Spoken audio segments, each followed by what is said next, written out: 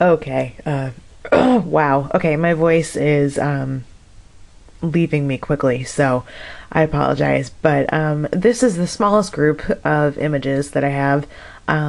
Ironically, it is for the scene that is hardest to describe.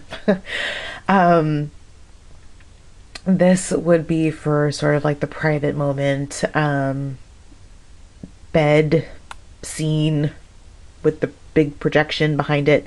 Um, and at the center here, again, is John and Abigail Adams from the John Adams miniseries. And I have to say that I have never seen a sexual relationship from the American Revolution portrayed like that before.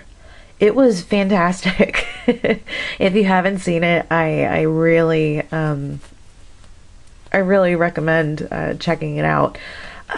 What I liked about it was that it wasn't perfect, and it wasn't like a Hollywood sex scene. It was awkward, actually. But I like that. I like that it was, not perfect sex, and it was just, two people who haven't seen each other in a really long time, and they just wanted to be together, and I loved that. And I think, especially regarding relationships and sexuality, when we think about the American Revolution, or any time like, founding fathers ish, we don't think about that part.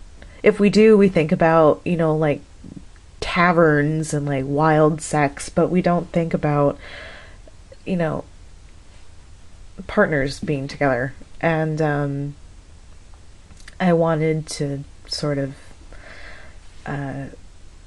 explore that a little bit. And there is a lot of me in this scene. I know that when I'm getting up in the morning and I look over and I see my partner's face, that's one of the best parts of my day. And when I go to sleep and he's there, that's, a great way to end it. And by the way, that's him. That's my guy. But the idea of someone, a woman, not having her partner there, and having all of these strangers in her house. I talk about the quartering act in the paper that I wrote to you.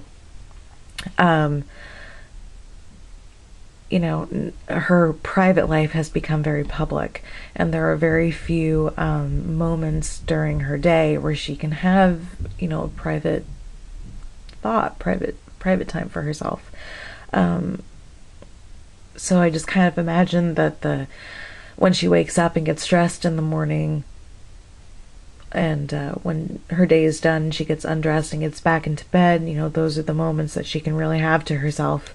And maybe she's thinking about,